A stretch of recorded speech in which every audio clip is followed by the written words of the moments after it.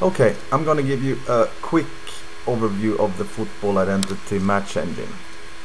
Some general things about the interface first. You have the football field, which is the main area where you do all your moves for your footballers. You have the team chat, where you communicate with your teammates. You have match flow, describing what's happening in the match. And you have also statistics, where you can see your own footballer statistics. Down at the bottom you have the condition and the confidence meters. It's also indicated who the manager wants you to cover this match, as well as who's your team captain. And a button that takes you to the statistics and tactics page. Now let's have a look at the turn meter that is placed to the right above the match flow there. This turn meter will have 3 or 4 phases. It will have 4 phases if there's a footballer in charge of the ball when the turn starts, and only 3 if no one has possession of the ball.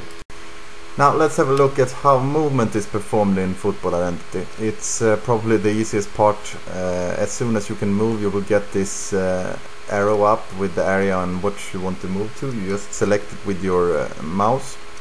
The distance that you can move is dependent upon how far the ball is moving during this turn. And of course footballer attributes such as speed and condition. Now as soon as you are to interact with the ball, it becomes a bit more tricky, and you need to be much more quicker on your actions. Look at this example. You see how I first move to the point where I want to interact with the ball, and then I select how to interact with it. In this case I selected receive ball, which means if everything goes as I hope, I will have the ball starting on next turn. In this case I managed to receive the ball, and in next turn I instead select to make a low pass to one of my teammates.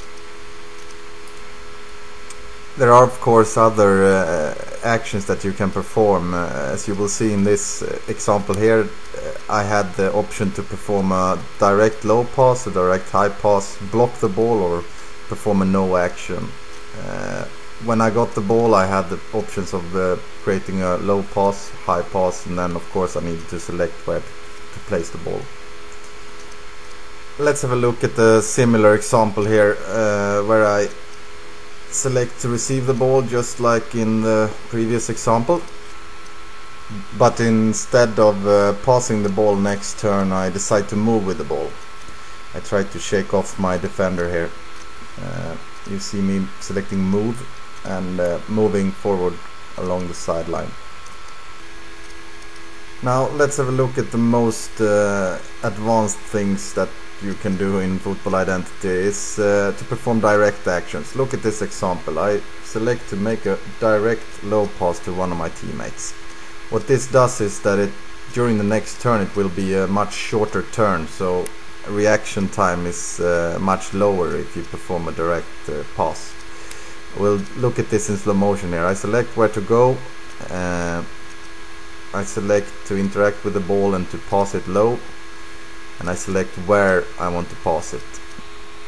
Now I guess you feel that this is too short time to perform this many actions, but believe me, it's going to be much easier as soon as you get used to the interface. That's all. I hope it helps you out with winning some matches in the future. Bye now.